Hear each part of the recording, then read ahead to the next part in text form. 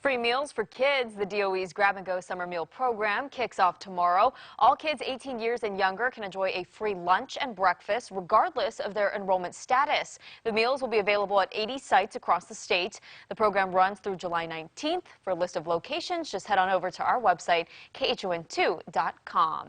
And families in rural areas can also sign up for free meal kits. The state is partnering up with Cow Cow for Keiki to provide weekly breakfast and lunch meal kits for children under 18 who live in communities with zip codes starting with 967.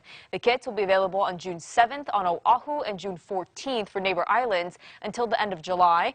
Families will have to sign up online or call 211. You can find more information on our website, again, khon2.com.